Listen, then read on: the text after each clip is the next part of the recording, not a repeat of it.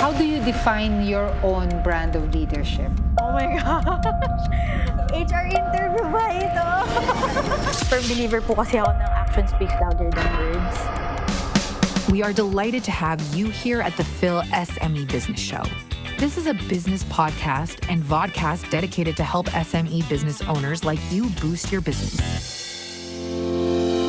Stay with us as we hear from the partners who help make these leadership stories possible. Toyota, move your world. USA Poultry and Egg Export Council. And Canva. Our next guest represents a kind of leadership that SMEs really know about.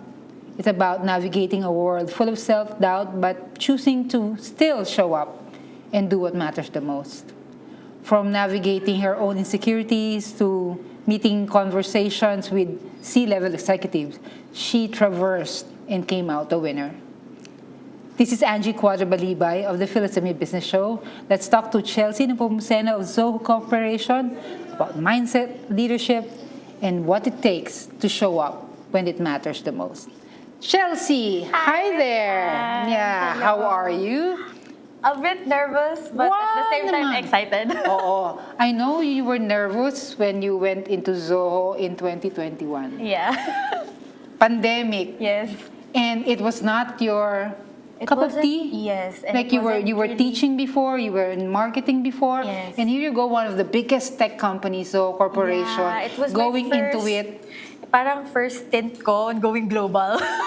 Yan pa, Yeah, going global, it's my going first tech, global. first milestones. So what was it like? What was going through your mind? Like, why did you decide to go into that? Well, during that time, I really wanted to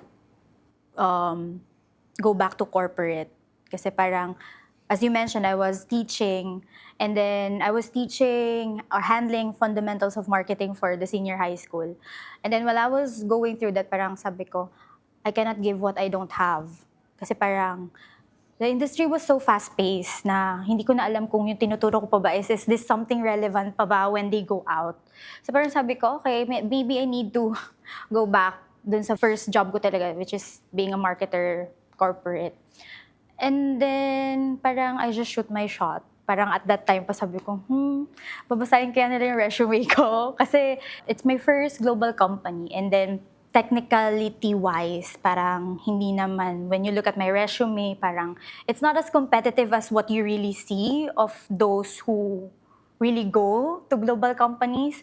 Pero parang at that time, I was having this mindset na I will let them reject me rather than I reject myself even before trying. So that's how I got into it, na parang I just gave it a shot basically and then made sure na, okay, if I'm going to send this, what if they hire me? What should I do next? So you're in Zoho, a global company, Yeah. tech company, doing what, you're used at, a marketing person. At what point, I remember you said you were pioneering Zoho for the Philippines. You were, Yes, at some point, because yes. they were building their Asian Pacific footprint. At what point in your journey with Zoho did you realize, I'm not just working here, I'm taking the lead here? Yeah, I think when the world slowly opened again, kasi I joined during the pandemic, so most of our events were just online. But then when they started to ask me like, okay, you have to help the product teams flying there. Okay, you have to talk with organizers when we join events and stuff like that. Parang dun po nag-sink in na parang, oh wait, I'm the one representing the brand here.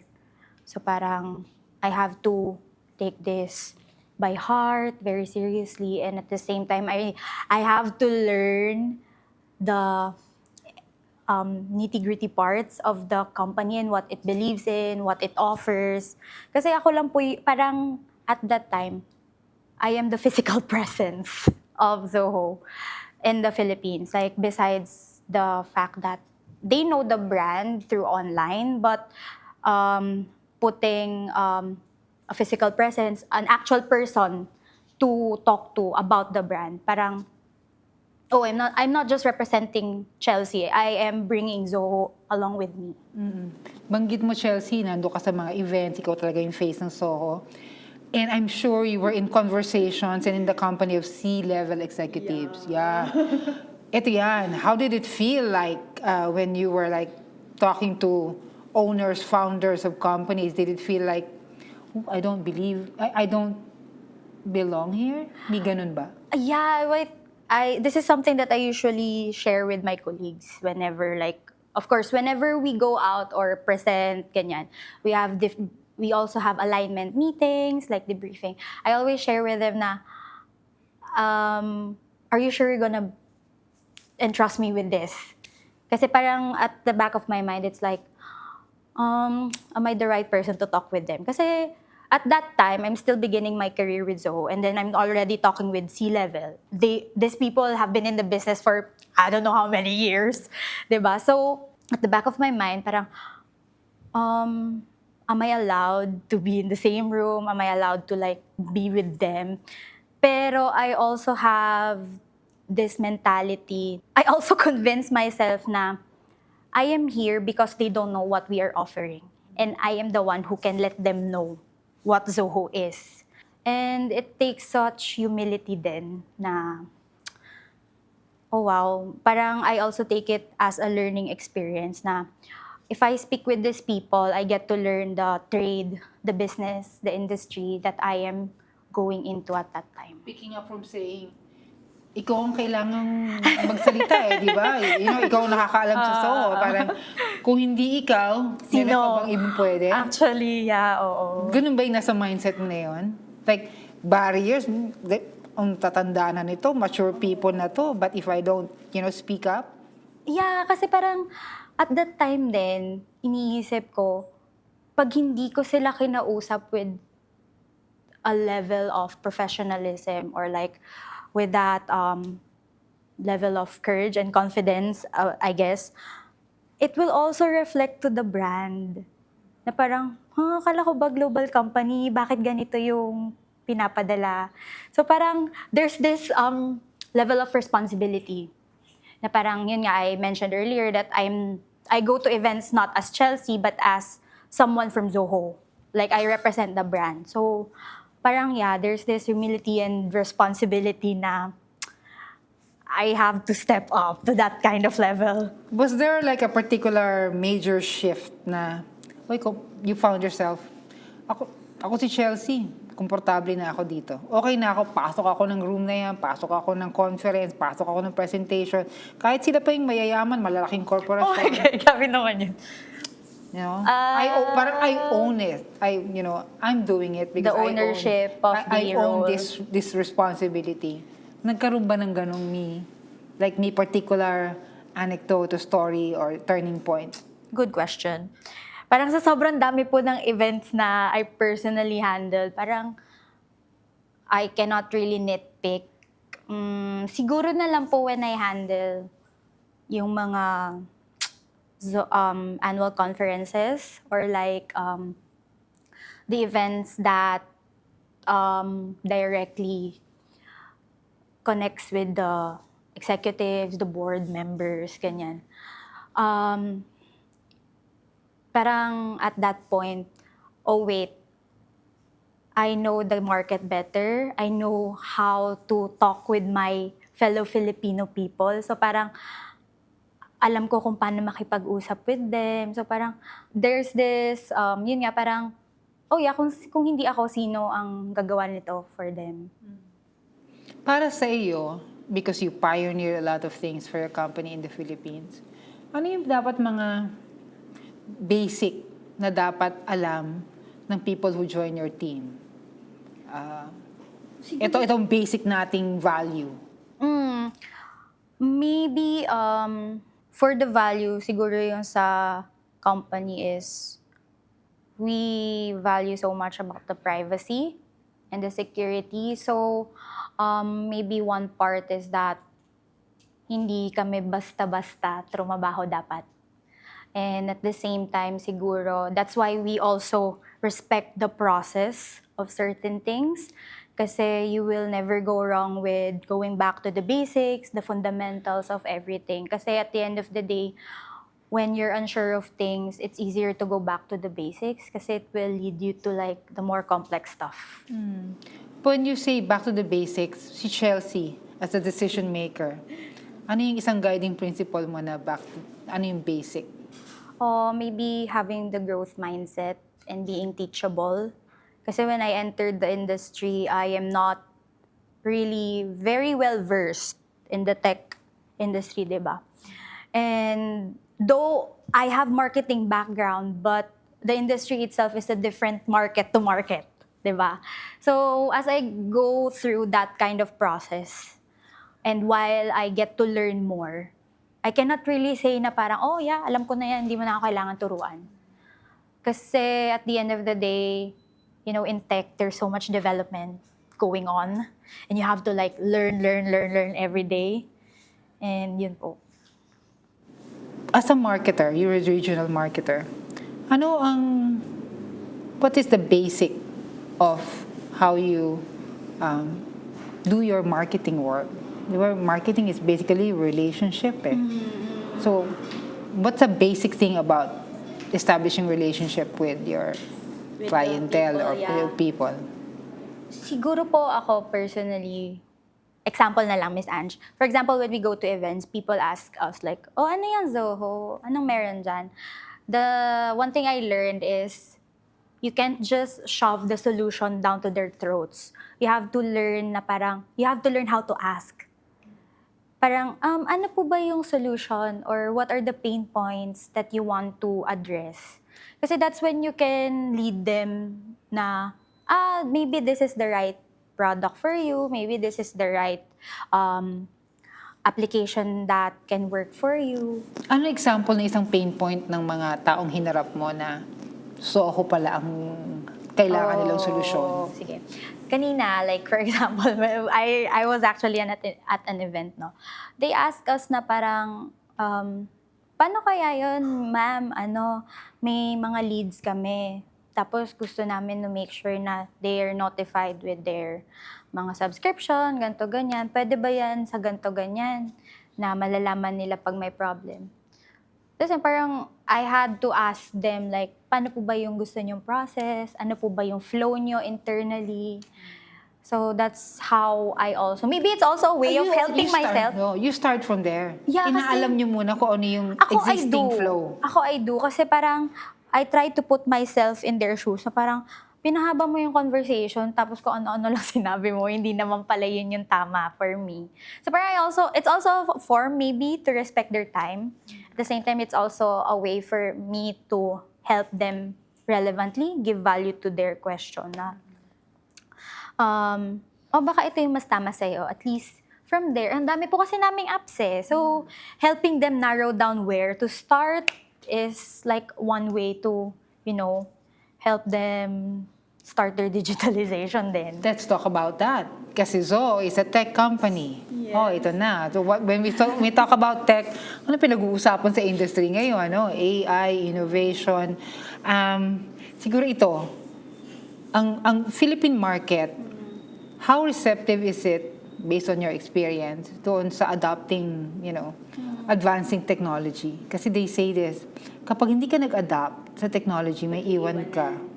Yeah. No business should be without, technology and innovation in tech. I think sa Philippine market, one thing about Filipino market, I think, from how I observed it, we're very receptive and we're always ready to try new things. No? Parang, pag-uusapan yan, parang dapat try natin yan. Parang may mga ganun agad eh. Pero minsan kasi, the businesses or like the market, they want to try but they're not really sure how to adopt it properly in their processes. Like parang, paano ba namin to i-fit sa process namin? Paano ba namin to i-fit sa current business namin? Ganyan. Kasi, sample na lang. I suspect, before you went to Zoho, you had a certain idea about tech. Yeah. tell us about that. At paano nagbago yung pananaw mo once you started working with Zoho? Well, at first, I was really hesitant to like join tech companies kasi I have this stereotype na, Ano bang stereotype pag na puro lalaki lang dyan. Mismo! This is a man's world. Yeah, parang, they rarely hire women. Ganyan. Pero kasi at the same time, parang inisip ko, nasa 21st century naman na kami. So, baka naman nagbabago na. And tapos parang ano din po kasi, I was surrounded by men who works in IT. So parang I rarely know people, or I rarely know women working in tech at that time. Pero yun, parang just taking a shot and then knowing na parang I'm here for the job. Na parang, and I know that I can do the job, or at least I can learn how to do the job. Great. So, yun. So ngayon, iba na rin yung... Yeah, I think Tech so. is not for men only. I think tech is for everyone, especially for those who are willing to learn. So what are you, as Zoho, teaching people about tech? Like what kind of, ano ba yung range ng product ng Zoho that offers solutions to Actually, companies? Miss Ange, that's a good question. Kasi at some point, some businesses get intimidated when we talk about adopting technologies. Kasi parang they initially think agad na parang, kailangan namin ng developer, kailangan namin ng hard coder. Paano kung yung matitira, hindi marunong mag-code, yada mga ganyan. Pero, like, just like what we've been talking about, technology is ever evolving. And technology adaptation doesn't have to be hard, especially with the current progress that we have right now. Like, for example, the people behind the team really wanted to make sure that the technology is for every kind of business, whether you're a micro or you're an enterprise. Parang you have to make sure that it is something that can be valuable to the process or to the business itself and help you scale and grow later on. Chelsy, sabi mo parang ang dami-dami yung apps. How strong is your R&D, Sabi niyo, ang dami-dami yung apps, parang you never stop creating new products. Kahit kami nagugulat, may bago pala. Pero actually po kasi it's part of the vision of the company. Like, the one vision is valuing the products and people, commitment to that. Kasi we're playing the long game. So without R&D, parang without the proper research and development, we cannot develop these apps that are relevant and valuable to businesses. How is AI playing into the world of Zoho? I noticed just the other day, I went through a crash course, mastery course about AI. And they said, even AI can do coding for you. You don't have to do it yourself. You just have to, guide, tell the AI what you want. And then may bago, very recently, February lang, meron ng agentic worker na can log into your social media and find your leads for you and connect with your leads for you, set up appointments for you. Parang kung you're cloning yourself na talaga. Parang may avatar clone ka na. And then that's how you work smarter. Is Zoho, going into that way also? Do you provide AI solutions to companies? Well, not really straightforwardly, I think. But we have our AI agent called Zia inside. So basically... What is an AI agent? Yun muna. What is an AI agent? So in our context, Zia helps you go through your data, and with being AI powered, we call it AI powered. So from there, it helps you navigate the pool of data that you have internally. So parang tinutulungan ka niya na make sense of what you currently have. So yun. Parang analysis niya doon sa data that you actually have. Oo nga naman. Kasi if you have to do the data analysis yourself, it will take time, hours, days, weeks, no? But with an agent or parang AI, kasangga, ganon. meron na. Yes. What's your personal view of AI and this technology? Is it something to be scared about? Is it something to, di ba yung usap-usapan ngayon, AI will replace humans, AI will make certain skills obsolete already, and people will be left out. That's a good and tricky question. That you have to answer in Tagalog. So, Oo nga. Hindi, pero kasi I personally, parang something that stuck with me then in one of the AI sessions we joined back in 2023, I guess. Parang one thing is, while it is helpful, it needs to be regulated as well, properly. I think this also comes with the fact that it's starting to be deeply ingrained in me, the privacy matters. So parang in order to fully maximize AI, parang I think it needs to be regulated para it can do more good than harm to the businesses. Again, it's sticking to my mind, no? Yung description mo of Zoho na never-ending new products, your the research and R&D is so development, strong. yeah. What makes it Zoho do it that way? What is its vision ba? Yeah, because basically we want to transform, our work is transforming the work of people, or how they do the business, right? So if we're just very reliant on sales and marketing, kung parang dun lang kami totally nakafocus, pero the work that we do doesn't speak relevantly or parallelly to the sales and marketing that we do, parang magba-backfire siya later on eh. Diba? But with proper R&D, with proper development of the products that we currently have, it's playing the long game, and in the long run, parang sustainable siya. Diba? Is there any part of that motto or vision of Zoho that you've taken on as, this is my personal vision also? A part of it? Or the entire thing, have you made it your own na rin? At some point, yes. Siguro it's the level of responsibility when I speak with people, na parang, especially when your events, di ba, parang minsan, hindi mo na maiwasan, lalo na pag mahaba yung araw, ay, wala, sige ko, ano na lang yung gusto nyo marinig, yun na lang yung sasabihin ko. Pero kasi parang, at the back of my mind din, ano ba yung kailangan nila na makakatulong sa kanila when they do their business? Pag ginamit nila yung product, I know that it can scale and grow with them. When did you realize this? Na you're not just marketing, you're actually helping these companies or SMEs or corporations even grow with what you're offering. Early on, realize mo na ito na yun talaga?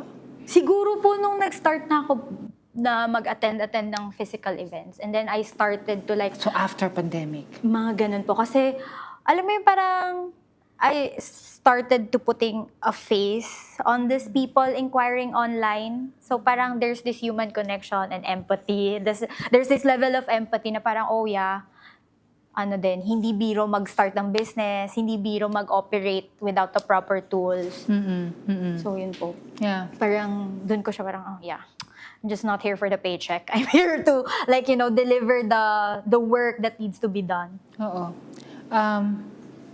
Do you teach SMEs that technology is a must for them? And why? Parang... how do I, pushy, not really very pushy. What is pero the value of technology in your technology, company? Yeah.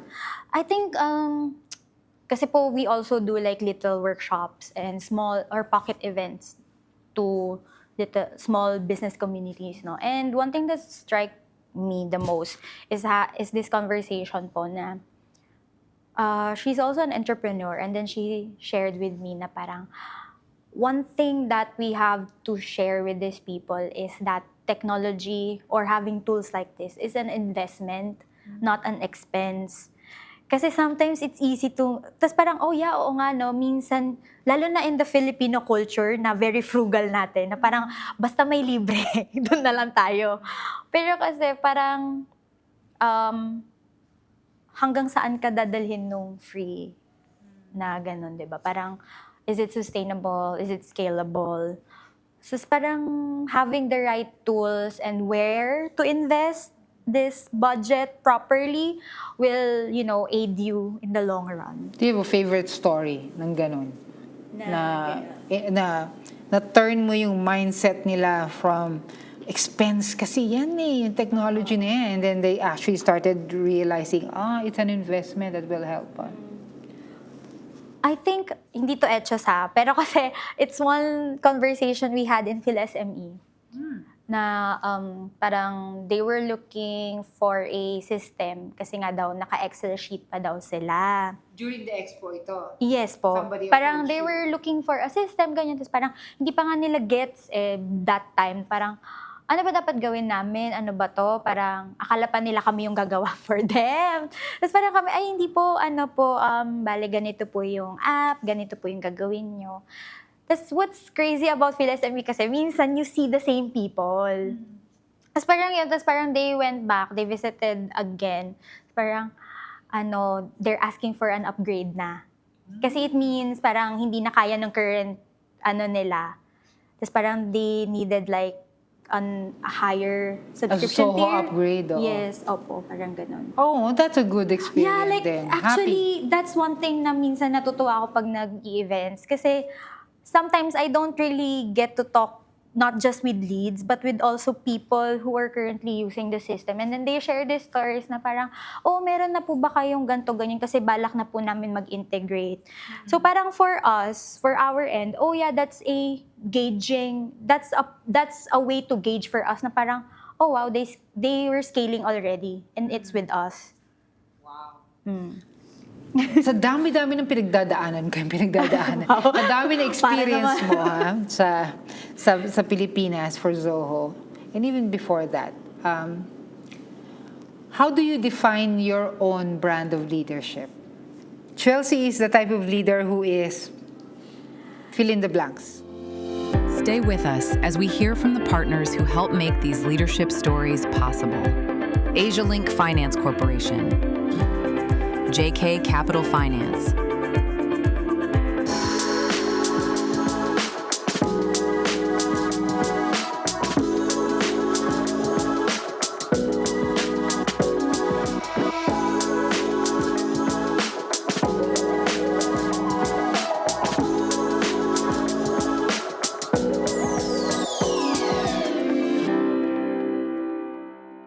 How do you define your own brand of leadership?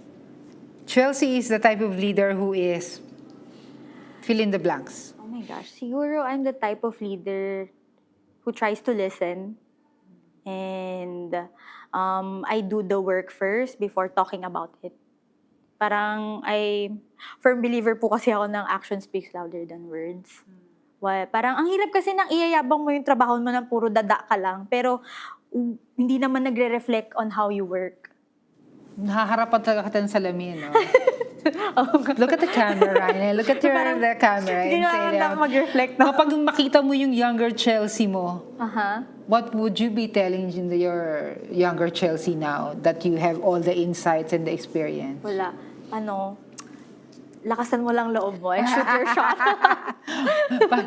Ganun ba yun, yung key? Minsan kasi Lakas parang, lang loob. especially with my case po, parang I had this I know. imposter syndrome. Like at sometimes, Please explain the imposter syndrome. like feeling mo inadequate ka to do the job.